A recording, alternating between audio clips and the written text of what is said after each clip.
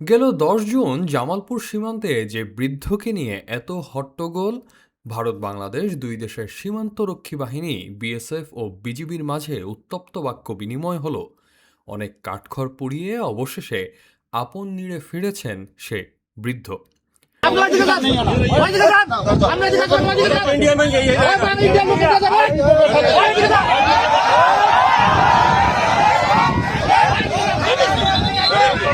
ইন্ডিয়াতে 5 দিন ছিলাম, বাংলাদেশে 5 দিন ছিলাম। তোমার বাড়ি তো বাংলাদেশে?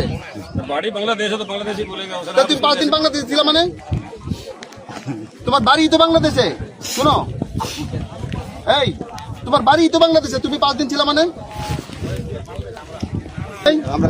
টাকা আছে? টাকাও নাই। বৃদ্ধের নাম ষষ্ঠীচন্দ্র বর্মন, বাড়ি রাজশাহী জেলার গোদাগাড়ী থানার চান্দলাই গ্রামে।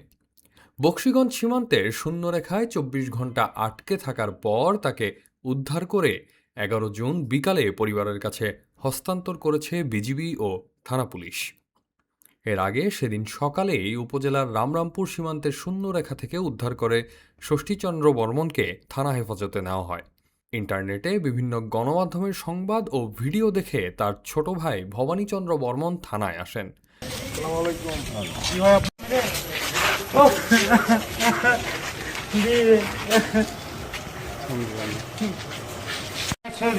এত দূর রাস্তা, ও কতদিন থেকে মনে হয় 2.5 মাস টাইম। ভবানীচন্দ্র জানান, প্রায় 2.5 মাস আগে নিখোঁজ হন ষষ্ঠীচন্দ্র। তাকে অনেক খোঁজাখুঁজির পরও পাওয়া যায়নি। আমার ভাই ভাই ভাই বাপন ভাই, মানে 1 মাইল পেটের ভাই। আমরা 2.5 মাস থেকে খোঁজাখুঁজি করছি, 2.5 মাস থেকে পাইনি।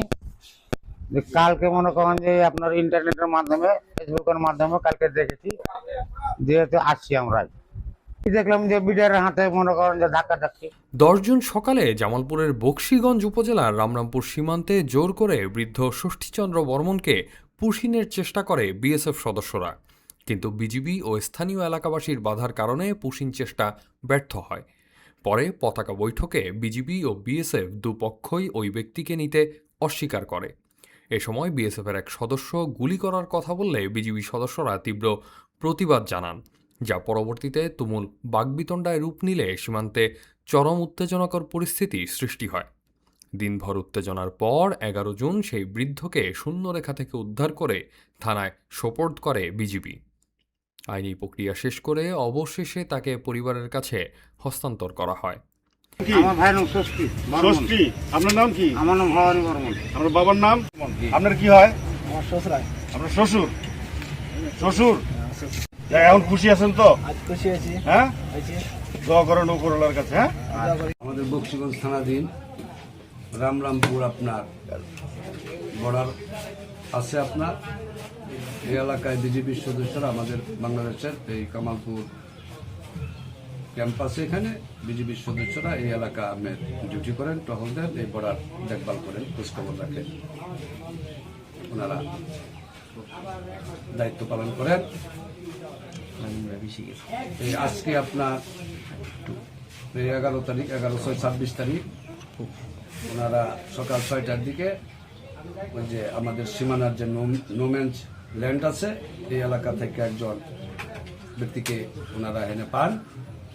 পাওয়ার সাথে ওনারা জানতে পারেন যে এই ব্যক্তি বাড়ি রাজশাহী জেলা আপনার গোদামারি থানা এলাকায় বাড়ি। গ্রাম হলো আপনার চান্দলাই। তখন এই সংবাদটি আপনার বিজিবির সদস্যরা ওই স্থানীয় এলাকায় এই লোকটার আত্মীয় স্বজনের নিকট সংবাদ দেন। এই লোকটার নাম ষষ্ঠীচন্দ্র বর্মন।